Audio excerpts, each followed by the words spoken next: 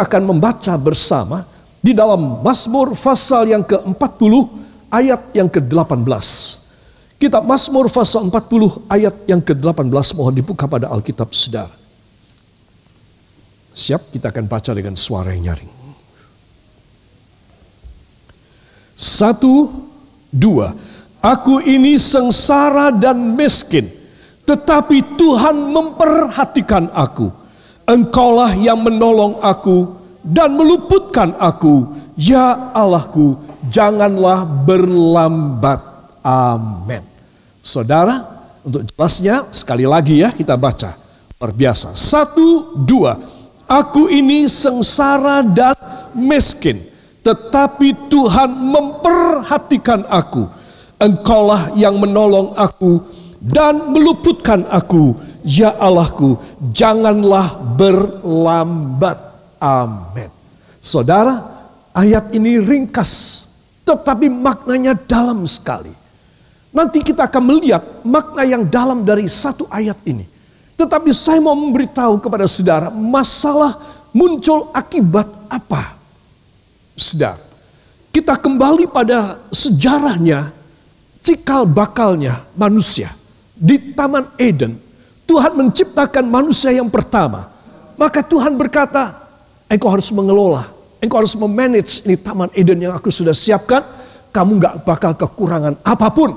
Makanan, kesenangan, dan segala macam hobi yang senang kamu tidak akan kekurangan. Saudara, kemudian Tuhan melihat kurang baik. Maka Tuhan membuat seorang wanita sehingga mereka menjadi sepasang. Saudara, tapi semuanya komplit dan baik. Apa maksud Tuhan? Maksudnya supaya manusia-manusia pertama ini lebih dekat kepada Tuhan. Nah, ini adalah histori awal planning Tuhan, keinginan Tuhan menciptakan manusia. Supaya manusia selalu ada di hadiratnya. Katakan, supaya manusia selalu ada di hadirat Tuhan. Dan selalu menyenangkan Tuhan, yang selalu menyenangkan dia. Nah, jadi timbal balik. Tuhan menyenangkan manusia, manusia harus menyenangkan Tuhan. Ini sejarahnya.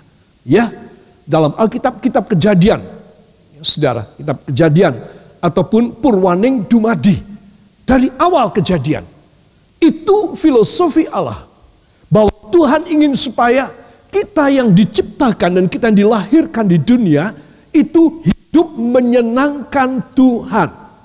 Amin. Itu tugas kita. Tetapi oleh karena bisikan iblis, semua katakan, karena bisikan iblis dan manusia, saya jatuh dalam dosa. Saudara, nah mulailah muncul masalah.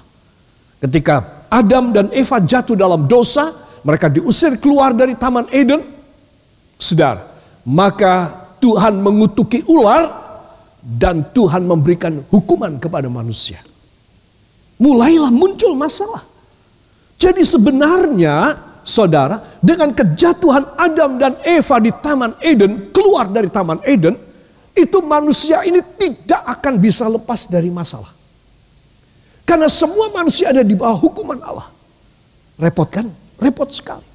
Jadi masalah muncul adalah akibat orang-orang tidak mau dengar-dengaran kepada Tuhan.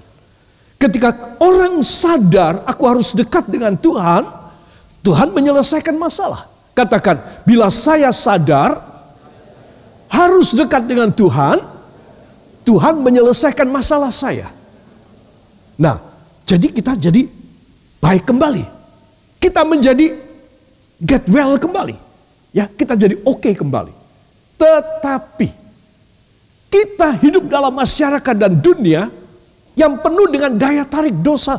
Sehingga kita kembali, kita jatuh lagi dalam dosa. Gak tahu seumur saudara, seumur saya, kita ini sudah berapa ratus ribu kali jatuh dalam dosa. Gak tahu. Jadi itu yang keadaan kita.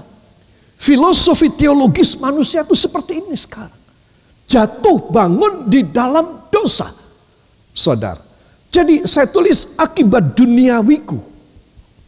Maka Yesus menjauh dari aku. Sehingga aku dengan masalah tersebut, masalah ini menjadi gede sekali.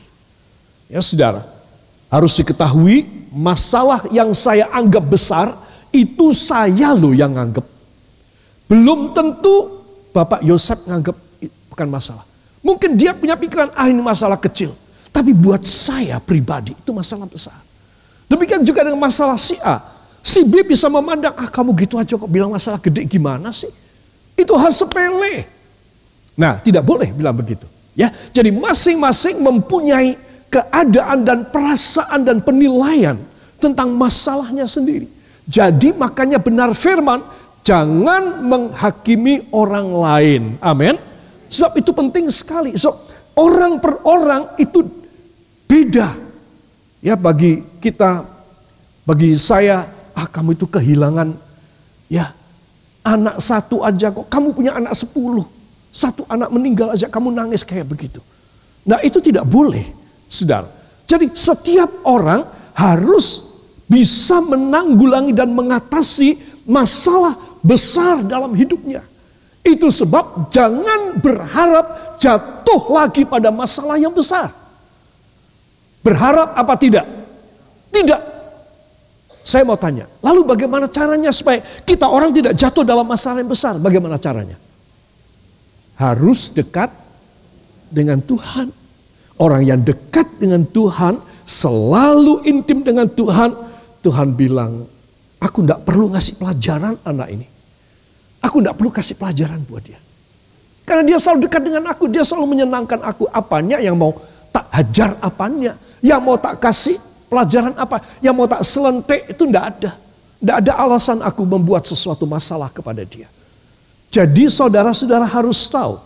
Dan saya membuat sebagai background dari slide ini, satu terowongan kereta api. Yang panjang entah berapa kilometer. Menembusi gunung, ya saudara. Ya, beruntung ada lampunya kiri kanan. Sehingga agak terang sedikit. Saudara, orang masuk dalam masalah besar, itu selalu bertanya-tanya, kapan aku keluar dari terowongan ini? Kapan aku bisa keluar? Gak enak loh saudara. Saudara naik kereta api atau naik mobil di dalam terowongan itu tidak enak. Secara psikis saudara tertekan. Ya saudara, walaupun kendaraan saudara apa aja. Nah, seringkali saya dan saudara juga masuk dalam terowongan yang sangat panjang. Gak tahu kapan ujungnya di mana itu. Semakin besar masalah orang, semakin lama dia harus masuk dalam terowongan yang gelap. Saudara, saya tuliskan di sini. Problem nyaris tak berujung. Kalau masalah kecil, kita otak-atik sedikit, selesai. Masalah agak gede, kita otak-atik 50 atau 55 hal, selesai. Masalah gede, barangkali kita harus mengotak-atik 7 masalah saja, tapi besar-besar semua. Saudara, itu sebab problem nyaris tak berujung. Entah kapan selesai. Dan kalau selesai gimana ya? Kadang-kadang kita berkata, Tuhan aku juga tidak berani. Selesainya apa? Akhirnya apa? Aku nasibku kayak apa? Aku tidak berani tiba di ujung dari terowonganku. Ya saudara. Nah itu sebab firman yang akan saya sampaikan harus meyakinkan saudara. Apakah kita orang mau kayak begini? Terus menerus seumur hidup. Lega sudah ditolong. Masuk masalah lagi.